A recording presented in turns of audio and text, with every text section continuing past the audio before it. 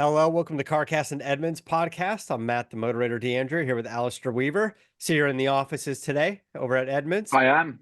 Fancy backdrop, fancy studio we installed. We'll have to get you down here, Matt, one day. We It's can like we a can be filmed. We can do our hair. We can look great. it's like a Vegas nightclub in there. Look at it. It's all fancy and purple. It is. You sort of sit here. I turn the lights down. We're normally like in the best newscaster tradition. You sit here like being beamed with light, but I turned them down this occasion. So it does. Yeah, just need a gin and Yeah. tonic, and away we go. Um, so we were kind of talking about what's going on in the car world right now, and we're just kind of gearing up for a bunch of new launches to come out throughout the year. There's not a whole lot of things that are being debuted at this moment, but there's a pretty full docket of new vehicles coming out. I thought maybe we can run through some of those things to see what we're looking forward to, especially if people are starting to consider a new car. Do they wait, or do you get something that's currently out there on the lot now? Maybe there's a little bit better deal now versus when the new car is out, but is it worth it or not?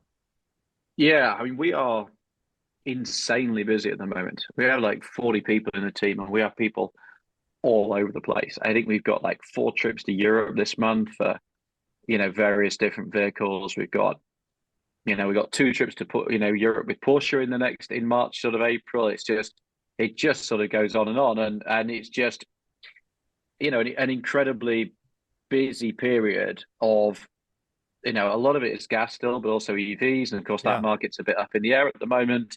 So, I mean, we just had somebody out in Germany with the new Mini Countryman, which is huge, by the way. Not really very many at all. Somebody driving the new Ram today, and all this stuff's going to be flowing out on the site. So yeah, busy time. Where do you want to start? Should we start at A? Let's just kind of run through it alphabetically. I think that's the easiest way. We got a couple of notes here in front of me, so I don't uh, screw this up too much. But yeah, I'm sure we're gonna forget a few things because things keep coming out from you know like you were saying, invitations to events keep coming out quickly. So this isn't going to be an all-inclusive list. But yeah, let's start at Acura. What's going on with Acura? I mean, I was in Monterey and I saw them debut the ZDX, and looking forward to that. But that's on the same platform as the Cadillac, which seems to be having some issues. So Yeah, well, our Chevy Blazer, if you're a regular yeah, listener to the show, our Chevy Blazer is actually downstairs. It's working okay at the moment. It's got to go and be back to the dealer and have another firmware update. It's kind of interesting. Like some of it's over the air, and then for certain things they physically need the vehicle. So yeah, obviously there's a Honda Prologue, which is the Honda version, then the Acura version, which is the ZDX, and both of which are based on GM's Ultium technology, which underpins the Chevy, underpins the Cadillac, underpins a bunch of other stuff as well, and has proved hugely problematic. So interesting times, but ZDX looks like a nice thing. They get it all working, looks like a nice thing. when I talked to them about it, I talked to the designers about it. They were saying that obviously they're a little biased and they like their version more than the Cadillac version, but they were saying that they made much better use of this space. They just think it's an overall roomier, more comfortable vehicle to be in, especially compared to the ones on the same platform. So Yeah, they're big. I mean, the Blazer EV is a big vehicle. It's bigger than something like a Mustang Mach-E. yeah, But then so it should be given the price. It ain't cheap. it's not cheap for sure. Okay, Audi, what's going on there? Audi, we have Audi's just signed a new designer today. Actually, quite interesting. So this is a bit inside baseball, but I thought it was interesting. A guy called Massimo, who I used to work with at Land Rover, and I'm desperately trying to remember his surname. Maybe I'll look it up in a moment while you're speaking. But he came. He's a guy who worked under Joe McGovern, Land Rover's design director, has now been given the Audi gig, which is Okay, obviously like a pretty prestige job. yeah, So he is working. He was kind of like number two at Land Rover. Now he's going to be working on all the Audis. So yeah, big change there. So I guess obviously people looking at Land Rover design think they've done a good job. Yeah, interesting change there. I mean, coming up for It- Audi. it's an Sorry. interesting change, but someone like that's going to step into that job, and you won't really be able to see anything he does on public streets for about 7 years, maybe five on the low end, because the lineup is already pretty much being developed. So it's tough to kind of get into that. We saw that with Lincoln as well. And I sat down with the designer of Lincoln and he's like, yeah, we're working on this and this and this. And I go, great, we're gonna see that next year. He's like, no, probably like 5 or 6 years, because they've already got their vehicles planned for what's happening. So yeah, e-tron. Massimo Frascella, Frascella, really nice guy. I used to, back in my old life in the UK, I worked with him in German government on a couple of projects. So super excited about him. But you're right. Yeah, I remember doing a story once on the designers that never launched their own car. And these people who kind of would go in and then like move on 2 or 3 years later. Yeah, And there was periods of times where you'd arrive, launch somebody else's car, which presumably you didn't like, and then your car would get into development, and then you'd get poached, or you'd move on, or you'd get fired, and then your car would eventually come out, launched by somebody else who didn't really like it. And you could like chart the pattern. I remember like Ian Callum, left Aston Martin, and then yeah. Henrik Fisker took over, and suddenly it was like, well, is this a Fisker car or a Callum car? And then Callum went to Jaguar, and they were still doing that retro design. And he could barely. I mean, Ian's a lovely guy, but he could barely disguise his lack of enthusiasm. So it's Yeah. a really hard job. And Here's something that was yeah, around when the Aston Martins and the Jags kind of looked similar. There's a lot yeah, of, you can see his influence there. done by the same guy. Yeah, but it was, yeah, it's always funny. You can kind of like read between them. I think BMW is having a bit of that at the moment. That you kind of get the feeling that certain in the design team don't actually like a lot of the stuff. But yeah, Audi have the Q6 e-tron. Audi's EVs have been a bit, well, Q4 e-tron, they were struggling for supply. The bigger ones done okay. None of them really caught the world on fire.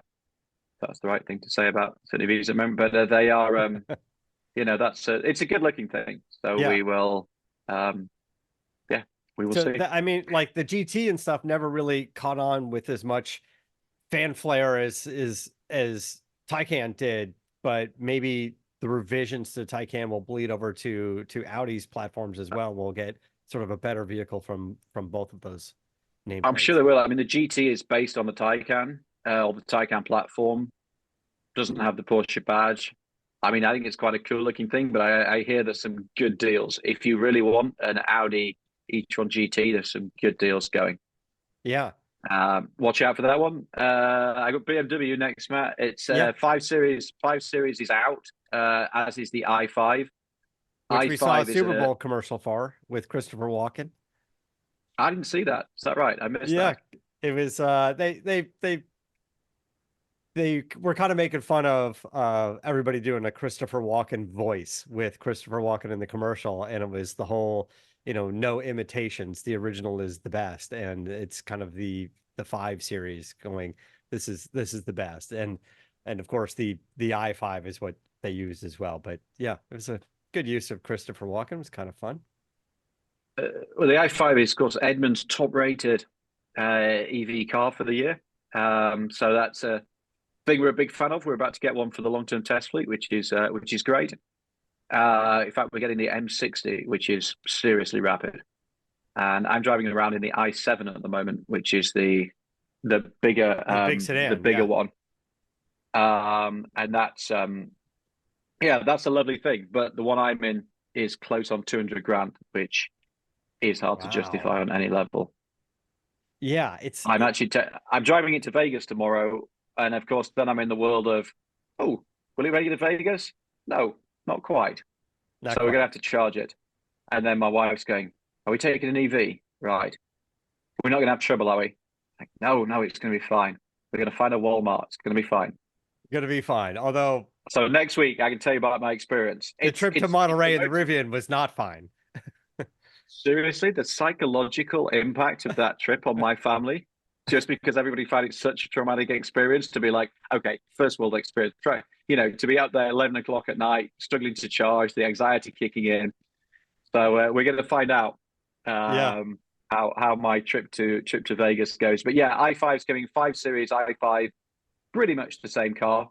And BMW is doing this strategy like they are with the 7 Series is we'll make you a car and you can pick your engine or pick your motor or pick your hybrid. So Yeah, Honestly, I it's think it's going to be a wonderful drive in an i7 to Vegas. I think it's going to be wonderful. If there's no flaws in the charging process, I think the car is going to be fine. But if you can find a place to charge and it gets it done quickly, which I think you'll be able to do, during the week without a holiday weekend really happening, I think, oh, I guess it is kind of a holiday weekend. it is a holiday weekend, yeah. Yeah. But it's a beautiful car, and it's yeah, it's a lovely way to travel. Yeah. Um, and I'm then curious there's to see two how that will series, go. and then yeah, so that's been there's two series as well. But I mean, 5 series is I mean, it's not as big a deal as it used to be, right? Because everything's X5 now. Everybody wants an SUV. But also, this 5 series sets the tone for what the next X5 will be as well. And it's a pretty, it's sort of a newer design language. And it's actually it's quite a pretty BMW, which I haven't said that for a while. Yeah, I agree with that. And with them sort of missing the mark design style on a few things. And I know you guys have spoke highly about the electric SUV once you get in it, but once you're out of the vehicle and have to stare at it, the exterior version. It's all about you just need to choose it. I saw a black one the other day, and I thought actually that looks okay because he just detunes a lot of You really got to hide the the excess. lines of it. Yeah, I mean the iX is a fantastic car that just is super polarizing to look at. I mean, of all the cars that we've had on our test fleet, everybody loves the iX. Fabulous interior, totally reliable, which is obviously something you can't say about most EVs, and great to drive. Expensive, yeah, but also just challenging aesthetics. Yeah. But otherwise, great car. Cadillac Yeah. have So the moving on to electric version Cadillac. Escalade. Escalade is their big news. Huge, huge, basically I mean, the massive. Escalade is gonna have to share some development with the Hummer EV, right? Because the Hummer EV, they were never going to make enough to justify the cost of developing that thing unless they were going to share that platform with something like an Escalade or a Silverado or something, right? The Hummer's a ridiculous vehicle on so many levels, like spectacularly inefficient, everything. And the Caddy, yeah, the Caddy's basically going to be a version of the Hummer, but be a massive Kardashian carrier, basically. Be well over 100 grand. Yeah. That'd be interesting. It'd be interesting. It's a niche product. Expect to see a lot of them in West Hollywood. It's an interesting thing to go, hey, let's go with the expensive Hummer and get that out there and almost kind of use it as the test case for the Escalade. You know, there's not a lot of them out there, but they can look at how is the technology working, how is the battery working, what sort of recalls are on that car or issues that the dealers are reporting before they go mainstream with an Escalade. It's sort of a way of sort of disguising the Escalade as something bespoke, if you will, and then go and we can work the bugs out, as opposed to so many of the new EV manufacturers having to launch with their vehicle and that's it. That's the only feedback they get. Fisker, Lucid, Rivian, like that's it. There's not a lot of I not a lot of a chance to fix mistakes, by not like what Cadillac can do with Escalade. And then the other the electric EV that they have, which nobody's really talking about now. We've already, The Lyric, well, I think they've yeah, got the same problems because it's Blazer EV platform. They're still having a lot of trouble. They need to they need to sort all that out and sort it all out fast. So there's still the stop style on the Blazer EV. So it's a tough time for GM, and you may have seen they've just made a big executive hire to a battery specialist to come in and presumably try and sort a lot of this out. It's tough, right? The EV market is under a lot of pressure. It's not growing at the rate that people hoped and predicted. The vehicles are too expensive. The infrastructure's not there. All the stuff that we've talked about on the show yeah, a great deal. But if you add on, challenges of reliability onto that, then you're in a really tough spot. So it's it's a big year for GM. They've got to sort this out. And Equinox, and we were talking about Caddy, like going on a Chevy. Equinox EV that was supposed to be the one starting at 30K. Well, it's coming. The early ones are going to be over 40. Then you've potentially got a tax credit depending on your situation. So it's going to be more affordable. It's still not going to be cheap by any description. But if that finally comes on stream and any sort of volume, then at least it sits below the Blazer. And then Silverado EV, like we're still not seeing that. Yeah, that's delayed Excuse as me, well. everybody. Yeah, that's delayed as well. And Ford's struggling to shift F-150 Lightnings. Yeah, it's a really kind of interesting point of the market because when you go down this list, it's EV, EV, EV, EV, EV, and yet that market's struggling at the moment. So that's where all the money's going. But at the same time, you've got to sell vehicles. So there's a little, if we're seeing in the industry, there's a little bit of a kind of pivot going on, and making sure that we haven't forgotten some of the gas powered alternatives. Because I go down my list and like all the headline stuff is an EV. Yeah, it's but like we were saying with Audi and the designer there, it's like all of these EVs are coming to market now as things are starting to level out. I don't want to say it's dropping, it's just sort of leveling out the demand for EV. Yeah. But these are all things that have been developed for years, right? Yeah. So now they're I mean minimum 3 years. Yeah. yeah. So you can't expect all of these companies to change their story right away because there's nothing to change. This is a story that's been 3-4 years in the making. So there's not much they can do. They're going to have to roll out a bunch of EVs and then figure out what they're going to do after that. And yeah, in cases like the F-150, like the one behind me, I got one that's an early model, which I haven't had a problem with. And then prices were up and then prices were down and everybody got clobbered on valuation because now these things seem to be going for anywhere between $15,000 and $20,000 less than what people were paying for them, depending on the model and the trim, So I don't know, we'll see how things start to level out in the EV world. What's the financial advice, or is it a long hold? It's a Yeah. long hold. I But don't know don't hang because on. I don't know the longevity of these things as well. Don't hang on to it too long. It's a Yeah, long hold, but not too long because the not too battery long will degrade over time. over time for sure. Uh, And then I don't know if that's better or worse if you put miles on it. Is a Lightning in 5 years from now with 50,000 miles going to be better than a Lightning with 110,000 miles? I don't think it's going to be better, but I don't think it's going to be as different as you might think. I think the Yeah. challenge is more that it's 5 years old than the fact that it's got tons of miles. That seems to be the intel at the moment. I'm sounding like a real cynic and like I don't like EVs. Actually, I think they're great products. I just think it's a challenging time right now. Yes. Because what we're talking For all about sorts of reasons. is the automotive industry as a whole with this focus on EVs and what does this mean for the future of these cars. You're right. I still drive my truck. I enjoy driving my truck. It's quiet, it's fast. I drive it around town. I haven't had a problem with it yet. So we'll see what happens from there. Moving on to Fisker. So Fisker, you've talked about quite a bit in the past, and we've seen their big press announcement a few months ago about all these new cars that they're going to be coming out with, and a supercar and a pickup truck and all this crazy stuff. It all seems interesting to me, but they obviously have to work out the bugs on the Fisker Ocean before they can commit to making all of these other new cars. It just, to me, kind of felt like Lotus of the past, decade or so. Lotus kept announcing all of these new cars and then something would happen or some other company would buy them or they'd change something. It's just like they've changed their story so many times. Lotus has probably more concept cars and vaporware announcements of vehicles than anybody out there, it seems like.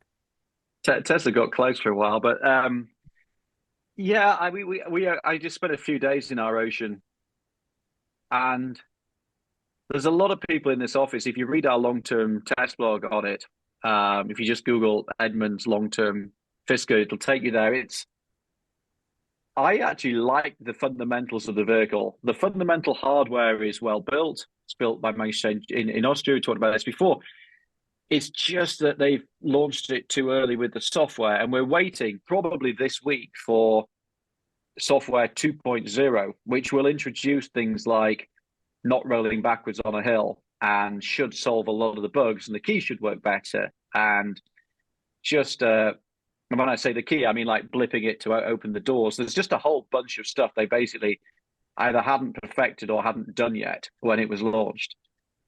And I just worry because sometimes, you don't get a chance unless you're like a Cybertruck where it's just, a bunch of diehard fans are going to buy it anyway. If you're a brand like Fisker and you haven't got that halo effect, you need to get it. You need to get a great product in the market and a good reputation going. And I really hope that this software update they're about to do is a big leap forwards because I like the underlying product.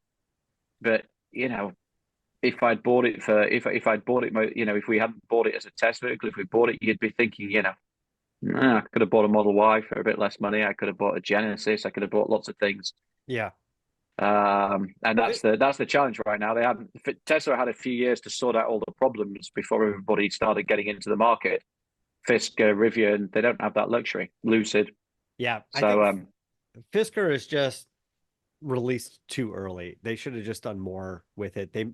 yeah. They made these promises on release dates and price points, and they didn't want to kind of fall victim to, to what Tesla had done and just delay after delay after delay. They announce a car for next year and it's 3 years later and you get it. They just didn't want to be that again. So Well, also, you need the cash. You need the cash.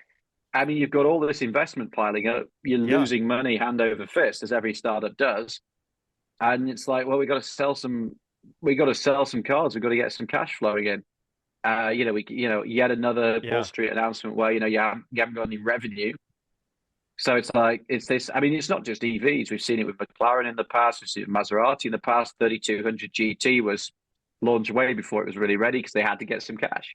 yeah. So we will see. I mean, they've got stuff coming out. The Pear, the truck. There's a few bits, and there's a few other vehicles. Let's fix the ocean first and go from there. But I hope they make it. I have a lot of time for them. I think they're great. Great bunch of people. And A year or so ago, it was kind of my pick as the EV company with the most potential. I thought they had the kind of the right idea of outsourcing the production, and Henrik Fisker, he's more of a designer and a marketer. I thought he's, having interviewed him a few times, he seems like an intelligent, kind of charming fellow, and it seemed like the recipe could be there. And I was expecting something a little bit better from them, but maybe it can get worked out. yeah, let's hope they sold it. If they sold the software, they'll be off and running. So moving on to Ford, this is not a pure EV story. No, I mean big things to Ford this year. F-150 refresh, which is a heavy facelift of the F-150. The Super Duty is relatively new as well. Drove one of those for the first time last week with the big Yeah. diesel engine. That's a great vehicle, huge, but a great vehicle. And then Ranger as well. So a lot of Ford's focus is on trucks. Ranger's been delayed, still not here, but we're driving it imminently. And then so it's kind of trucks, and obviously Mustang's relatively fresh as well. That's the big news from Ford. Yes, Ranger. I went to like their launch event in Detroit, which was interesting. But now I'm starting to think about, gosh, when did I go to that thing? Was that like October or September? Yeah, well, we're driving it. We're driving it pretty shortly. But yeah, you think about it, like Colorado came out, Tacoma came out, and then Ranger's been further down the pipeline. So it's Do we know given what Chevy. the It's definitely. delays are? I think it's a bunch of stuff. I wouldn't kind of pinpoint it, but yeah, at the end of the day, you've given Chevy and Toyota a decent head start in the consciousness. So, And and as we know, like they're both really good trucks. Tacoma's a good truck. Colorado's a fantastic piece of kit. So, yeah, tough job. and then Tough job for Ford. Ranger Raptor, which will be sort of their flagship Ranger. So I guess you can't really have that without the base Ranger out first. No. But I'm sure And they're it's always been weird that they've working on never it. really. I mean, the Maverick's a nice little thing, but they've never really that sort of that mid-sized truck market for when you think of the success of the F-150, Yeah. you would think it would translate for Ford in a way that so far it hasn't really. And we brought this up in the past, just how sort of the size and scope of all of these vehicles have changed. I mean, I've got this 22 Ford Lightning behind me, which is a monster of a truck, and I have a 95 Ford Lightning, and that's about the size of a Ranger. That's what an F-150 was back in the day. I mean, I get it, it's standard cab, but it almost looks like I can put the old truck in the bed of the new truck. I mean, the new truck is just so much bigger all around, and certainly around town. When it just comes to parking one truck versus the other, I realize I took the 95 Lightning out, and I was like, oh, this is a small truck. This is what a Ranger is now, and it is kind of easy to park. It's a good LA size vehicle, and then you get in the big truck, and you realize it's like you were saying, it's kind of like the big Escalade. Yeah, and then the Maverick exists because that was kind of what Tacoma was 15 Yeah, years ago. yeah. Back in the day, Tacoma was small too. Moving on to Honda, we talked about Honda Prologue, which I guess they're pushing that forward maybe before the Acura even. They were certainly running commercials for it. I think they ran their Yeah, Super but Bowl Prologue, commercial for it. yeah, Prologue again is supposed to be a big deal for Honda. It'll be interesting to see how it shakes out because they've now cancelled this GM deal as well, and they're going to be focused on, doing their own thing. And we saw at the CES show in January some really exciting designs coming from Honda. So again, they've been slow into the market. It's funny, like I think we were talking last year. Oh, where's Honda? Where's Toyota? Everybody else ahead of the game, and now they just look like it looks like much better strategy than we thought at the time. Hybrid, hybrid, hybrid for Toyota. Honda's getting in with the Prologue, but it's a bit of a toe in the water. So again, obviously lots of problems with the Blazer EV. So let's see how that shakes out. But an interesting move. You're right, for Honda to go. We get what's going on with people in EVs, with other car companies in EVs, and they're saying, but let's partner with somebody like GM. Let's, as you said, dip our toe in the water with Honda Prologue and Acura ZDX. See if our customers are liking this. See if it makes sense for them as a company, and then do their customers accept it? And then for them to go, well, we will develop our own platform. I mean, I guess Ford kind of touched on this when Ford was talking to Rivian and companies about partnering on an EV platform, and then they ended up doing their own thing. But there was a minute there where they're saying, should we share the cost and R&D with somebody else? Yeah, it sort of makes sense. It's nothing inherently new in that you've seen it across the Volkswagen Group and others where you share technologies, but admittedly normally within one company rather than Honda GM. But yeah, they seem like an act of desperation to a certain extent, but maybe they will be proved right all along. We'll see.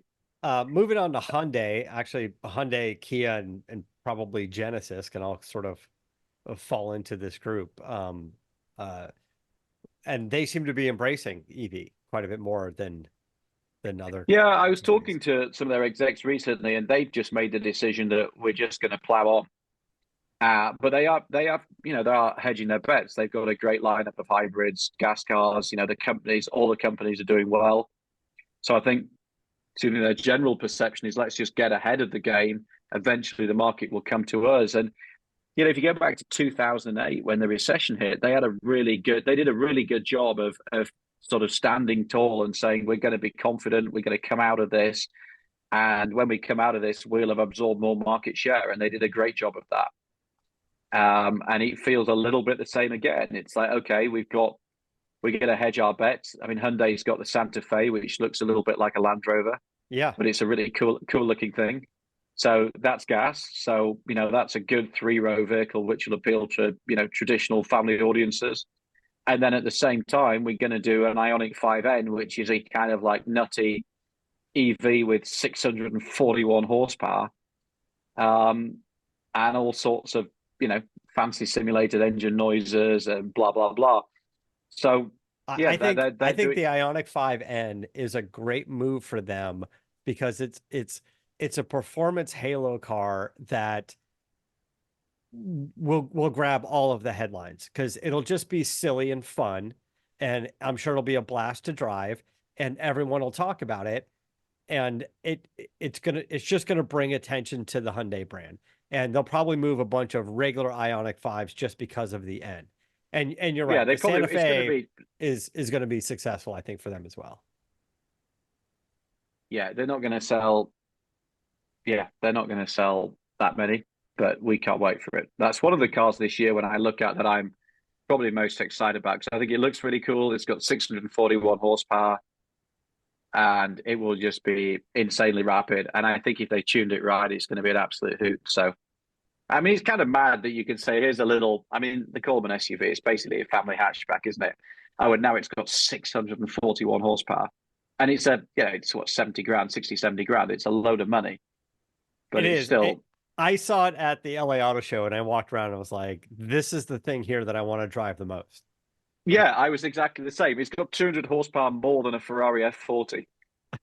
And I know that was like that was the car I wanted. You know, when I was a kid, that was like the dream car.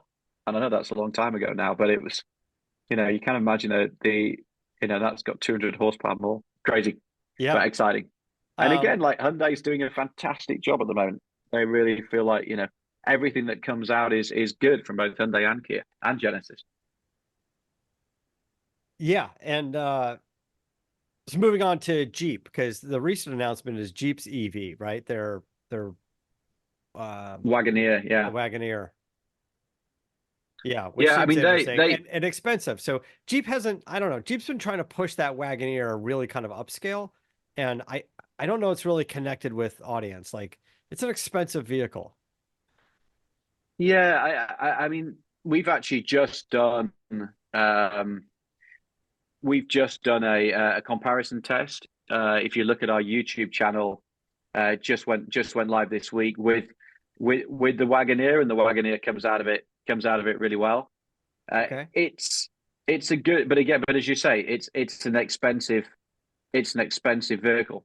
So that was Wagoneer versus Tahoe, which is getting a bit old, versus Expedition, and we just wanted to look at like which is the best full size 3 row, and comes out of it really well. And the Wagoneer is just not something we see a lot of out here. I just think in its hometown, I think in Detroit, it's probably a ton of them on the road, but they just didn't really connect with the audience out here in California for some reason. It's big and it's 100. It's hard to justify. So I find it hard. Like it's getting on for 100 grand feels like a load of money. It's not the prettiest thing either, particularly when you go for like the L version with the huge overhangs. Just funny because if you talk to their designers, they love it. Yeah. Yeah. Um, Okay. They paid a lot of okay. money to love it though. Lucid. Lucid, Uh, interesting, yeah. right? Kia, we had the EV9. We think we pretty okay, but then Lucid, yeah, Lucid EV9. We talked about so much on this show. Lucid has got the Gravity, which is basically I was going to say it's basically a jacked up version of the Air sedan, but it's not actually. We were quite surprised. It's got quite a fundamentally different chassis, which is odd because you'd think that's a really expensive route to go down. But it's more of a. You talked about the Wagoneer. It's more like that. It's less of a full on. Although it has some off road ability, it's more of kind of like a big. If you had sliding doors, you'd call it a minivan. Yeah, it has kind of that profile to it. The Yeah. Gravity, I think, is going to be the most important car in Lucid's history, even for years to come. They they they came out with the sedan. It had a lot of issues. They're trying to fix as many as they can, but kind of the same story with the Hummer and the Escalade, right? Is that GM had a Hummer to test with so the Escalade can be good. Lucid only had one vehicle and they tested with it and it wasn't really a home run. Um, Gravity has to be better. And to hear you say it's kind of a new platform for them might be a good thing because there might be so many flaws they're just sort of unfixable on the sedan. There's only Well, the so much you can sedan is do. a great the sedan. We got so much hassle for saying but the sedan's a great vehicle. But again, a bit like the Fisker, software wasn't ready, and it had a whole bunch of, unlike the Fisker, it had a whole bunch of build quality issues. Um, but then the Gravity probably is the vehicle they should have launched with because it's people want SUVs now. I think this everybody they like the sedan because the sedan gives you better range figures. It's faster. You get more of those sort of like Instagram headlines. But the Gravity should be their seller, and it's not going to be cheap. But when you look at things like the Rivian R1S, which is selling very well, there's a big opportunity for them for sure. And they need it because Yeah, they're not selling too many airs. I don't think it was such a bad move to not launch with the Gravity. I think that would have been the more sales, more success. But if the Gravity had the same build quality issues as the sedan, I think it would hurt the company more because they're going to sell fewer of the sedans. I think launching the sedan, getting the headlines, seeing the YouTube videos of that thing drag racing, and running, I don't know, nines or whatever it runs in the quarter mile, the Lucid Air like Sapphire up at Monterey and have them blasting that thing around the track is interesting. But the Gravity has to be the one that works. It has to be the Yeah. one that is quality wise is, I'd like to say a home run for them. I don't know that anybody's building an SUV that's a home run quite yet. Maybe, BMW is getting it right, like you were saying, but the Gravity has to be that car. Now, On paper, it looks great, yeah, and I've sat in it, played around with it. I think it's going to be a good vehicle. And look, when at Edmunds, we've never been anti-Lucid. We're just kind of calling it as it is. And yeah, well, I've got hopes for the Gravity. It's still though, it's going to be expensive, right? it's going to be Start expensive. at 80, you're going to be spending 100 grand. And we'll see how And it that's goes. I saw it at the LA Auto Show and they had it like opened up and people were looking at it and they were giving tours about it, the whole thing. So I just walked up and went to open the back door and someone like it was like an action movie. It's like somebody in slow motion dove at me. No. And they're like, it's a hand-built prototype. You can't touch it. I was like, well, everyone's standing around it, opening doors and yeah, shit. I was like, maybe put a sign up that says hand-built prototype. Don't touch it. Like, by the way, all the other cars have the sign where like, pre-production, don't open, don't try to open the yeah, door. You can't, this vehicle's locked or whatever. They weren't doing that. So some guy dove at me and was like, all right. I would have laughed if that door fell right off onto the floor. Whoops. Well, if the one they brought to the auto show is the one that you're going to buy, then use caution is all I can say. Mercedes, I drove a few of the Mercedes EVs. Uh, that's kind of what the company was pushing toward me. It was like try our EV, try our EV. It seemed fine. They were not particularly pretty, in my opinion. Um, I don't know if they're changing their story as to what they're going to do with EVs, but for me and yeah. Well, they've gone Mercedes, down a different route to BMW in that they, instead of just building an E-Class and then building a electric version, they've got the EQE as a different vehicle. So yeah, they're trying a different route this year. The main thing actually is more actually gas this year. So they'll have the new E-Class, which again, like the 5 Series, isn't the kind of force that maybe it once was back in the day, because everybody buys an SUV. But it's going to be an interesting car. They're going to have an all-terrain wagon, a bit like the Audi Allroad, and then the CLE. So instead of having a C-Class coupe and an E-Class coupe, you're just going to have a CLE, which yeah, is really pretty to look at, it and is that'll be a nice. coupe and a convertible. And yeah, it looks very pretty. And obviously the SL is pretty new for them. I was going to say the last So gas engine one I drove, I think was the SL, and that was a nice car. yeah, that is a nice car. And then there's also the GT, the AMG, the new AMG GT, which is really pretty. That's the Yeah. 911 rival. That's yeah, that's we've already driven that out in Spain. I don't think it's hit these shores yet.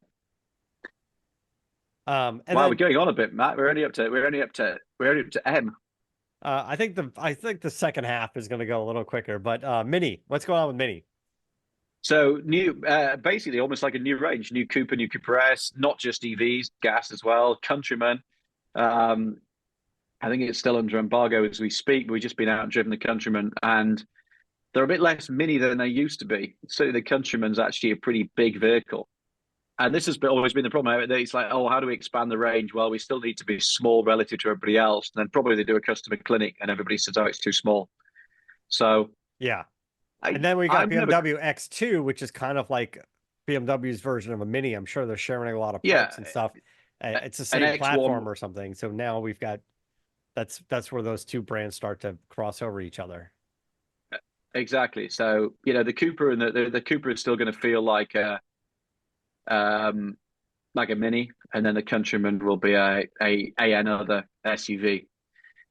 I mean, I remember driving it when the Mini was first brought back, and it just been driving one around London and just feeling like an absolute rock star. People were so excited about it. And now, what, 20 years on, it's just a bit like, Yeah. it's there's nothing really innovative. There's nothing really that's moved the game on. I mean, if you own one, and there is still a great fun little car, but it's only going to be a niche audience over here. Nissan, I think Nissan had most of their stuff happen last year, right? We got the new truck, we got the Yeah, new Z. Rogue's had a little, Nismo Z we've seen. Rogue's had a little Yeah. cosmetic overhaul. Huge seller for them, but pretty decent product. And maybe we'll get something in the next year or two, some kind of announcement on a new flagship car like a GTR, probably some sort of EV or hybrid version like Acura did with the NSX. I'm not really quite sure what the plan is going to be for GTR, but it gets a lot of attention to the brand, and they kind of need that right now. Well, it's a Polestar. Polestar, yeah, Uh, Big thing, Polestar 3, we've just seen it. This is the one without the rear window. So you have a camera instead of a rear window. Again, looks like a nice thing. I like the Polestar 2, even if it's quite small, yeah, but just a ton of money, like 85 grand. And then they're going to do the Polestar 4, which should be cheaper, but still 60 grand. I mean, Polestar 3 looks nice, but again, another 85 grand EV. And it's like, what, your yeah. market's small. Is that the 3-row SUV that they're doing? Uh, I should know, and I can't remember off the top of my head. I don't think so. Because they're starting to promote. Polestar is starting to promote with their um on they're starting to do their commercials and starting to do their advertising and stuff for the um for the new vehicle. So I don't it's not the yeah, the No, it's three. not a three. It's not the Polestar 3 isn't a yeah, the 4 isn't a 3-row, but it's yeah. I mean, it's like everything else. It's going to be super. It's pretty. It's got a ton of money. It's got a ton of horsepower, but big money again. Yeah, but the Polestar I'm 3, just the not. SUV, you're right. It's 80, It, it's going to be almost 85 grand to I, start. Um I'm getting a bit bored of it. I mean, I don't mind. I'm still interested in it. I just mean it's like how many people can launch? No, the Lucid's going to be 85 grand plus. The Polestar is going to be 85 grand plus. The yeah. iX we're talking about 80 grand. The EQE 80 grand. The Porsche about to move on for P for Porsche. You know, Macan EV looks tremendous. Starts at 80 grand. We just ordered one and we had to try to get it under 100 grand. That's like I said to the team, there's no way we're paying over 100 grand for this thing. We're not paying over 100 grand for Macan EV. And it was like, but we need this, and we need like the sports chrono, and we need 4-wheel steering because Porsche says that's really important in terms of like the overall package of car. Check the residuals, and in the end, it was like, well, what have we got? What's this? Is passenger screen, right? Lose the passenger screen, which was like 3 grand. It's like, all right, 99,850 or something. Yeah. But they're all just it's just. I mean, Jim Farley, Ford's CEO, came out this morning, big like Waltz, their quarterly announcements, and openly saying we've got to crack this. We've got to get cheaper because it's just, this expensive stuff isn't selling. And no, and for a brand like Ford, you can't do it, You you know. can't like have your entire EV range starting at 50, 60, 50, 60 grand. It's a ton of money. Yeah. But then Uh, we had a Civic Si in the office last week. It was down we're doing a feature on cheaper cars. And I was like, oh, a Civic Si, that's like 25 grand. So no, it's not 25 grand anymore. It's now 31. Everything's Everything's expensive. Everything's everything's expensive. expensive. And if you're World's doing gone mad. anything EV, it's going to be expensive. And I don't know It if is. anybody's even making money off of EVs yet, but Yeah, Tesla. I guess Tesla is, yeah. But Tesla keeps making money on all this other crap that they're doing on the side, selling EV credits, Yeah, selling, the whatever the clean air credits to other companies. That's a multi-billion-dollar business, it seems, for them. that's propped up their business more than people realize for sure. Yeah. What else is Porsche doing? Porsche's doing a refreshed Cayenne. We kind of seen that updated Panamera. Both of those, I'm sure, look nice. What else are we seeing? We should see this year, and there's a lot of cars running around various test tracks of the world. An updated 911, Yeah, 992.2. potentially a big year for Porsche. A lot of Yeah, announcements. if you look, I was talking the other day that almost everything in their range is having some form. Will have some form of update this year. Probably not the Boxster and the Cayman. But even then, we'll be getting the Spider. But Macan EV's here. Yeah. Taycan's having update. That's all announced. Cayenne, Panamera. It's no secret that the 992 is having some sort of update. There's tons of spy pictures everywhere, or undisguised spy pictures now. So yeah, big year, really big year for Porsche. So exciting times for them. Moving on to Ram, we've got the Ram Charger. So that's end of the year. The Ram Yeah, Charger is and the then the the EV. yeah. So the Ram Charger is the one which has a V6 engine to act as a generator, Right. which I think is super interesting because that kind of breaks through the range anxiety bit. So It does. It's a big generator, though. it's a big generator. So basically, what you've got is an electric truck, a bit like the old Chevy Volt was. You got an electric truck with a what is it, 3.5 liter V6 under the hood, Yeah, three where the three front should point be, six. and so yeah. But as a truck for towing, makes a lot of. I think it's a really interesting maneuver. Makes a lot of sense. And then there's also the Ram 1500 Rev, which is the fully electric truck, and they're claiming 500 miles of range and all sorts of things. But again, depends where you are and depends whether you're towing and stuff. So yeah, I think I think it's a really smart strategy. They just hedge their bets a little bit. Yeah, I think the Ram Charger is going to be the interesting vehicle in their sense. I mean, look, Yeah, Ford has their hybrid truck. It's a little bit different configuration than this because that has a gas engine that can power the wheels along with the electric motors, but they do have the hybrid. And this is sort of Ram's take on the hybrid, but instead it's going to be the onboard generator that powers the electric vehicle. yeah, Uh, yeah. So you'll have a smaller battery pack, yeah. which in theory would make it cheaper. So for something like you, Matt, 145 miles of range, drive it around LA, fill it in, charge it at the warehouse. Great, you'll never touch the engine. And then, BMW did this with the i3 a few years ago. So I think it's going to be a good thing. There, heard it Moving here on to first. Subaru. Um, Subaru yeah, has, Forester's updated. yeah, Crosstrek's had an update. Subaru will just continue to be Subaru, won't they? They'll just kind of go. They know their audience. yeah. The audience They loves them. they do. I saw another Subaru commercial the other day, and I didn't think there was any cars in that commercial at all. They had, I don't know, some charity thing Was, or cleaning beaches or giving puppies away or whatever they're was selling. everybody wearing Patagonia as well? That seems to be like a given. Yeah, I don't know. I mean, I get Subaru's brand. It's interesting and it works for them, but Subaru sells love, not vehicles. Yeah, it's cozy. Although Tesla. I drove the WRX the other day. It was the first time I've driven on a long time with a stick. Still fun. I drove it on a test track. I was like, Yeah, I it's think it's fun. like starts at just over 35 grand. And I thought, this is a fun way to travel. It's great little manual gearbox, still sounds good, just enough power. Yeah, it's a Yeah. cool thing. Tesla. Uh, Tesla, obviously Model 3 Highland. Um, but this is kind of weird in that this Model 3 is not going to get the tax credit if you buy it, but it would if you lease it, of course. So if they're not careful, it's going to end up being more expensive than a Model Y. So it's all a bit all over the place. But this is the refreshed 3. Yeah. The Y will follow, but probably not until next year. So if you want like a new, heavily facelifted, if you like, Tesla, then the 3 Highlands here. We're actually buying one. Edmunds is buying one, where it should be arriving. Should be arriving the next month or so. And then, of course, and then Cybertruck Cybertruck, production is which starting to ramp up. But you then guys are gonna do something with at some point, right? Because we are everybody's gonna got, get our paws on it, yeah. and do some stuff with it. Um, So it's no secret that we sort of had one on order, but God knows when it'll turn up. yeah.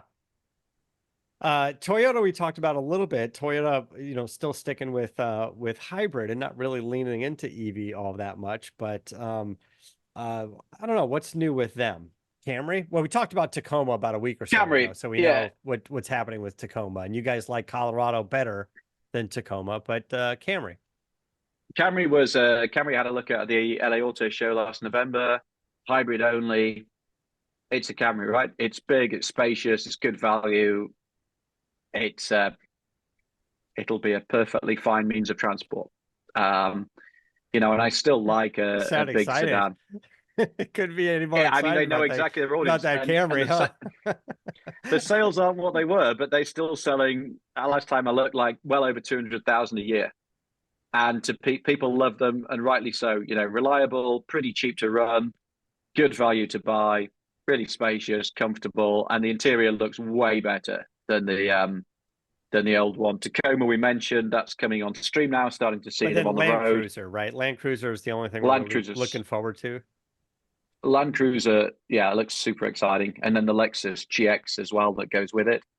Um, yeah, Land Cruiser, it's really interesting because they brought it down in price, so it now starts in the 50s, and it's much more of a looks more of a lifestyle vehicle than the old Land Cruiser, which was almost like getting into kind of upper Defender, almost in a Range Rover territory. So now they've got this thing. So we're going to see Forerunner as well this year. So there's going to be natural crossover between the new Forerunner and the um and the other vehicles. So it's how do you in the Land Cruiser? How are you going to how are those two going to sit together? Because there's definitely going to be price overlap. So Land Cruiser is the more the sort of standalone. Then Forerunner will be based on the Tacoma platform. Right. Yeah, I And think then they've got Grand Highlander, which is more of an SUV. So they've really peppering the market. If you've got 50 grand to spend on an SUV, like Toyota's can sell you one of several. And that's before you include Lexus. yeah. Um, okay, so VW. And we saw they were one of the few car companies that also had a Super Bowl commercial. And they just We were might this, finally see the ID.Buzz. yeah. Finally. I We mean, it's been on uh sale in Europe since forever. we saw it in a commercial. The decision not to bring the two-row version of that vehicle, I've never understand it. I think what they did was say because they're only going to get the three-row in the US, which is huge. But like, if you live where you and I do, Matt, in Venice and Manhattan Beach in LA, I think you just sell a ton of them. We'd have bought one as a family, and we wouldn't have bought it because it's a minivan. We'd have bought it because it looks really cool. It's an EV, and there's tons of room for the kids. Is Whereas we definitely won't buy a three-row because it's just too big, and we don't need a three-row.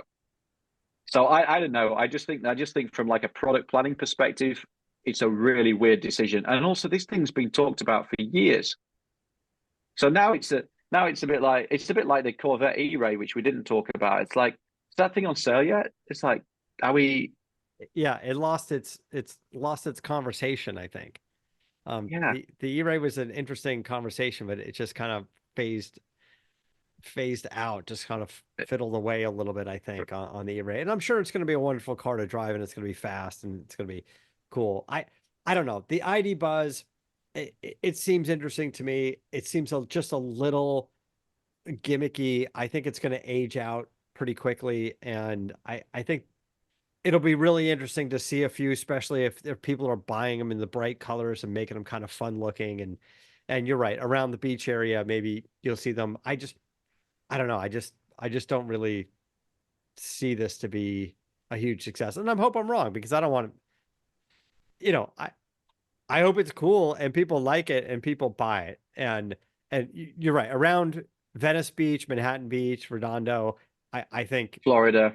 yeah, I think it makes sense there and you'll get it. But I I'm just thinking like is my brother or something like in Arizona, my little brother in Arizona, is he gonna buy this? No. I think it also depends how not the aftermarket, but where they go with this, because the exterior is quite cool. The interior is more conventional. But I do interested to see whether people start tricking them out as surf wagons and things like that, because there's tons of stuff that you can do, particularly with it being an EV, because there's no, you've got a big interior, lots of flexibility. So, will we see like a ton with surfboards and everything else? It was such an opportunity. And, we'll see. We'll see. But it's only the three-row, which is big and again, expensive. So, Yeah, that's the other what are we thing. left with? It's a I lot of think money. I think we're just kind of left with Volvo. Volvo EX30. If you go to our YouTube channel, I had a drive of that in Spain last year. Um, really like the X30. It's a really sweet little car. It is a cheaper EV, still in the 30s. It's Yeah. small, and a lot of I think a lot of people in this country are going to go, "Hey, I was going to do an American accent. I'm not even going to try." A lot of people are going to spend are going to say, "Why am I spending 30 odd grand for something that small?" I think if you can get past that, it's a really nice little car. Really nice little car. Well, everything's expensive, and uh, Volvo has pretty good design and overall just a pretty nice car. So they they might be cornering the market with a $30,000 small, EV in this regard. I think if there's a good lease deal on that with all the tax credits and stuff, or you get, I think that's going to be, Yeah, yeah, that's going to be a sweet little car. I was really impressed with it. We drove it in Barcelona. I hope it translates over here. And it's small on the outside, but actually because it's an EV, the interior is better than you would think. And then at the other extreme, they've got the EX90, which again has been delayed over software issues. Where have we heard that before? But that's a big three-row EV, kind of yeah, EX90, XC90, but as an EV. as an EV, and Again, it's sharp looking how much do too. you think it's going to be, Matt? How much do you think it'll start at? Oh, maybe about Do $85,000. you think about 85 grand? Do you think it's going to Yeah, be like close to 100 grand? I think It's it'll really start funny at going through this 85. list. I remember like doing the film that we did. It's on our YouTube channel about all this stuff, and it's like, yeah, when you start to talk about it, if you've got 90, 100 grand to spend on an EV right now, it's actually quite a good choice. If you've got There is. 30 to 40 grand, not so much. Well, when we talked about the EV9, and when you guys did your video, you're like, "Oh, this is kind of expensive." But from Kia's standpoint, they're going, "Hey, good news is, we're 10 to $15,000 cheaper than everybody else's, three Yeah. row Well, at least, SUV yeah. is going to be out there, Yeah. right? Because they're all going to, you know, they're gonna whatever in the 50s up to the 70s for that thing, as opposed to starting at 85 grand. So, Yeah. so for them, they're going, and it's nice, right? You guys drove it. We saw the video on it. You guys drove it. You tested it. You like it. It's a great vehicle. And the Edmunds top rated best of the best for Yeah. 2024. All right, we're gonna wrap up this list. I'm sure there's more things on there that we're forgetting, and certainly as we get into, the exotic car market and things like that, maybe that's a different list for another day. But this is sort of the more realistic list of cars that are going to be coming out, hopefully within the next year. But who knows with delays and other things that are happening. I'm sure there's a conversation we can get into that's more fun to see what Koenigsegg and Lotus and Ferrari are doing, but that's Maybe we'll do the yeah, alternative list. that's Yeah. sort of the wish list. We can stop lamenting the 100 grand EV Yeah, go and start forget it. talking about the $3.5 million. Oh, Yeah, we missed the Aston. Yeah, there's a new Aston this week. Check there that is a out. new Aston, Edmunds.com/news. A and newish Aston. But yeah. which is cool looking, by the way. Just Do you think finally, it's you think it's got like a big gaping mouth again? It's like the still old has it Vantage. still has the big mouth on it, but the profile, the rear fenders, it's got a cool aggressive look to it. The big like guppy mouth is kind of interesting. And they made it Yeah. larger. Was the previous version, the one that's out now, they have the optional front piece. I think it's on the Vantage, or maybe that's on Yeah, but the that's not Pro. Aston's own. That was like an aftermarket. If the aftermarket says here's a bolt on to improve the styling, there's a way. It's strange because I think that I like Marek Reitman a lot, who's the chief designer. The DB12 was a great looking car. And I think they probably this is like a heavy facelift, but the interior looks way better. So yeah, maybe we'll do an alternative take on this, the exotic, the list, the fantasy list. Yeah. It's nearly Um, Christmas. all right, we're gonna wrap things up. Appreciate it. Go to edmunds.com and you can see pretty much everything that we've been talking about here over at Edmunds. And you guys know where to find us on social media. And if you want to see some of this stuff, we'll post the video up on YouTube as well. So jump on over to the CarCast channel, and yeah, we'll see you next week. Until then, keep the air in the spare and the bag in the wheel.